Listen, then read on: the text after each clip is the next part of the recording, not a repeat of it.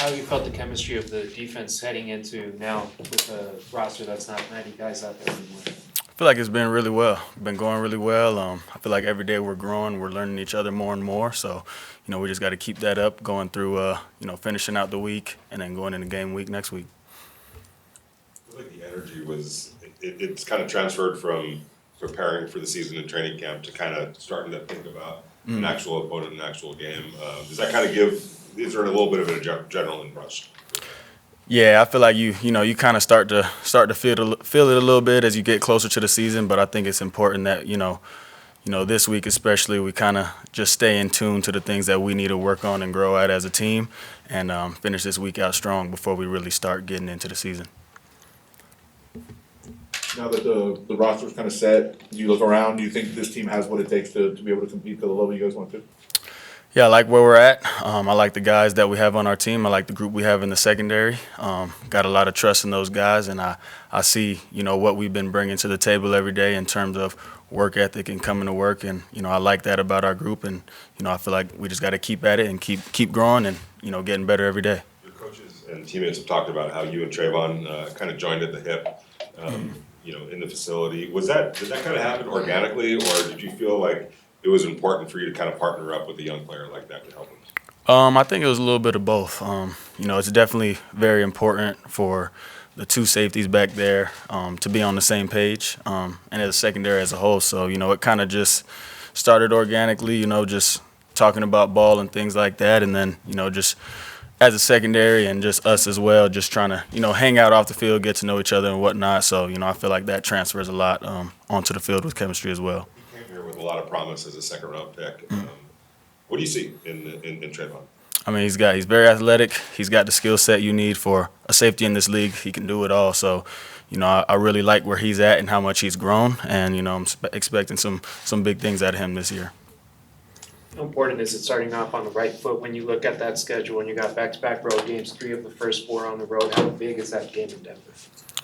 I think in the NFL, every game is very important, especially divisional games. So, I think it's very important for us to not really look ahead and just, stay at the grind each day, take it one day at a time, one game at a time. Your first taste of the AFC West, what have you heard about the rivalries? Because Raider Nation, they don't like the Broncos, the Chargers, and the Chiefs. Yeah, I've heard about it. I try not to get too wrapped up into it, but coming from the NFC East, there's some big rivalries there too. So I kind of know how those rivalry games go. They're a little more intense, but like I said, can't get wrapped too much into it. Got to just go out there and play ball and approach it as any other game. You guys talk about process a lot and sticking and believing in the process. A couple of years ago, you were at the Eagles when you came in here, and it was kind of a low point for you guys, losing that game, and the record wasn't all that good. You eventually got on a run that season, but was that kind of proof of just kind of sticking with it, even though things might not look great early on, but sticking with it and good things will happen? Yeah, definitely. I'm huge on just trusting your process. Not panicking when things hit the fan, and you really got to just, if you believe in something, you got to stick to it, approach it day by day, and trust and have faith that if you put that work in, it's gonna work out in the end, and you just you got to stick it out. What is your when you talk to the you've obviously had success with some teams. What is your message to the young guys maybe of what it takes to have success and sustain it once you get there?